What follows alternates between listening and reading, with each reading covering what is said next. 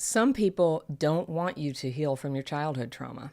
You probably noticed this. While there are all kinds of great people out there working for solutions and supporting people who want to recover from the effects of abuse and neglect, there are a lot right in our midst who want you, who think they need you to stay damaged and to stay a victim forever. I'm Anna Runkle, also known as the Crappy Childhood Fairy, and in this video I want to help you armor yourself against discouragers, naysayers, and slayers who see your progress or learn about your efforts to heal or get a glimpse of the hope you feel about changing the limitations and symptoms that have held you back, and they want to take you down. I'm here to tell you that this kind of negativity is common. It happens all the time to anyone who takes a big step up, and healing your childhood trauma is probably the biggest step up you can ever take. And your progress depends on you developing a healthy detachment from it and persevering with optimism and confidence in your recovery from childhood PTSD. I'm telling you, the voice of the inner critic and the residual hopelessness of your past is plenty to deal with, and you don't need anybody to set you straight or knock you down a peg.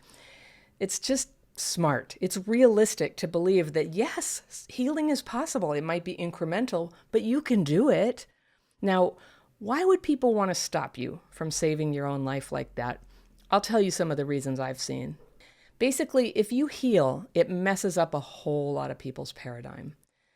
Believing that childhood trauma is intractable, it's a life sentence, it dooms us to sickness and depression and poverty, is a protection of sorts.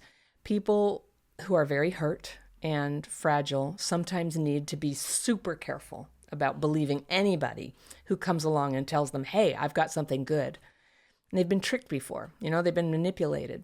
They are not yet in a place where they can trust their judgment. So if you come along and say, hey, I've been working on myself and I'm getting this wonderful new perspective and I'm feeling hopeful, it can scare them. It can scare people in person and people online. And you start getting these nasty comments. To some people, like just any kind of hope or any kind of alternative vision feels like not just BS and manipulation, but also that you're invalidating them. And they believe, usually wrongly but understandably, that they have to push back and make you stop saying that. They want to even help you by telling you the truth, right? You know this, right? Having hope has not always been safe for any of us. You can be exploited when you feel hopeful. So it's not crazy for them to think that. Traumatized people have often had their perceptions damaged. They can't tell a trustworthy person from an abuser. And it's horrible when your trust is abused. You think you can't trust anything. So that's a big part of healing from CPTSD, is gaining back your powers of perception and discernment so you can sense red flags about people who are out to hurt you. Or more commonly, people who just don't get it. They're giving you advice that might apply to them, but it's just nonsense for you. When you have CPTSD, it can be a very different set of criteria. And not everyone who had trauma as kids responds to the same approaches to healing. And I think that's been the experience for a lot of us as we sought help for healing the effect of trauma. The depression, the anxiety, relationship problems, isolation. But if you're watching this video, then at least you are someone who's trying to get information and learn. You get kudos for that. You decide whether you want to use this information or any information, right? The best kind of healing teaches you to use your best judgment and apply lessons to your situation. I mean, that's what healing is, discernment.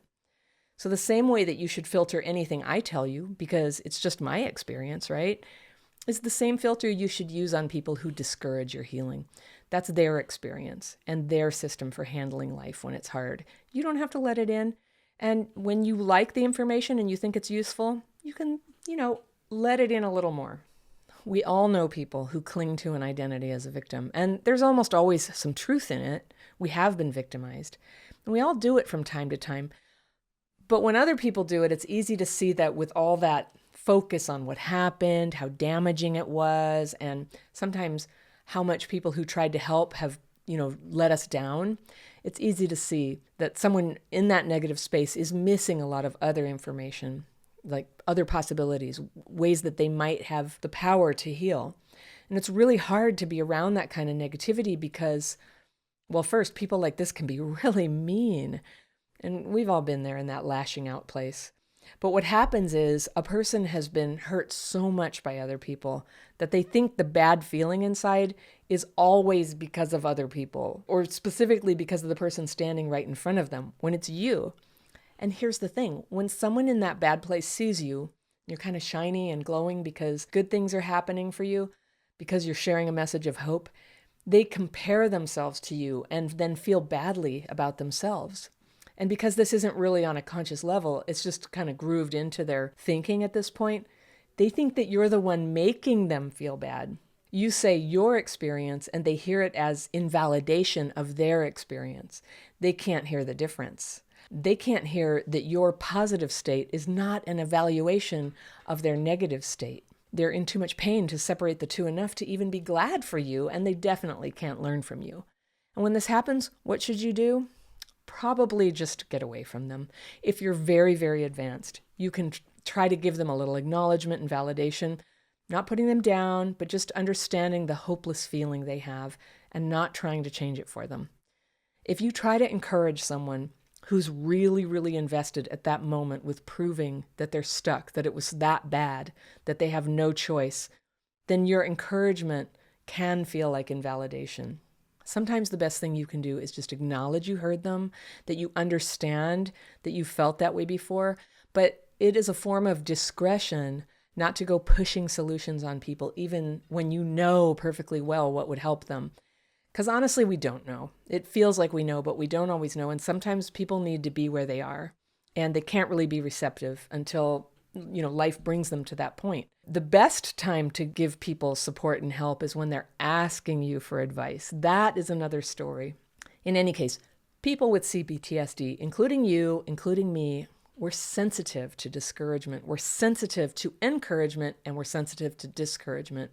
And I mean, look at how we got CPTSD in the first place, right? There was a lot of discouragement. And yet the people who encouraged us, those people are the key factors in whatever amount of resilience we manage to get.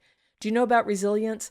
Some people go through X amount of trauma and it destroys them, and others kind of do okay. And that's what we call resilience. It's never too late to develop your resilience. And this means sticking with people who encourage you and staying away from people who discourage you. Don't even fight those naysayers. You can tell them kindly that you understand how they feel and then remove yourself. And believe me, I've had to do this all my life. And especially now, putting my story and my thoughts out on YouTube, you've probably seen it. People will say the meanest, most judgy, condemning, yucky things. Last week, I posted a video that prompted a string of unsubscribes. There was a subset of people who didn't like it, and they said horrible things. And you know what? I'm so glad they're gone.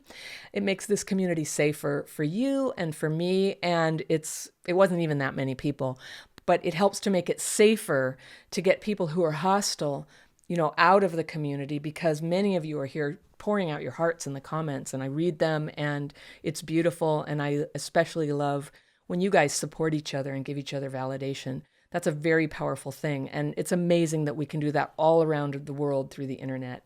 This is a community of kindness and mutual support for you and for me. And we can allow each other to have different experiences and not have to compare ourselves or take each other down. And I don't want a bunch of attackers out there who are comparing themselves and threatening you. Now, I don't always see the comments that come way down in the threads that you guys create. So if someone's ever being abusive or trying to tell you that you're screwed and you're never going to get better, you can tell them off. You have my permission, or you can tell me.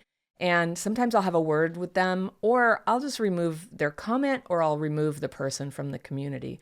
I don't like to do it, actually, but it's better than people getting hurt when they come to the very place that they've come for comfort and healing, which is here on this channel. One of the ways that you can arrest those dark thoughts is to intentionally share thoughts that might help other people. And I'm talking about encouraging comments. If somebody says they're having a hard time, you can give them a comment and just say, hey, I'm sending you hugs, or I know what you're talking about, it's hard. You would be amazed how much power you have to lift other people's spirits on the other side of the planet with your encouragement.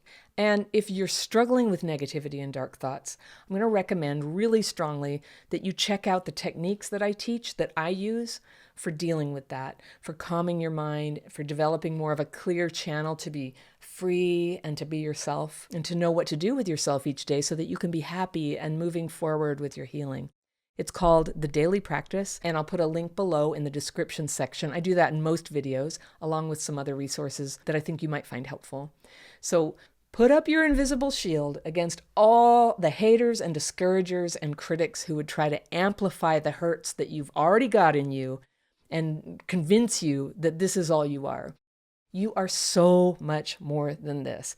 You are more than your trauma. What happened to you is real, but it doesn't define you. So if you need more encouragement, I've got videos for you. The next one that you might want to watch is this one right here. I think you'll like it.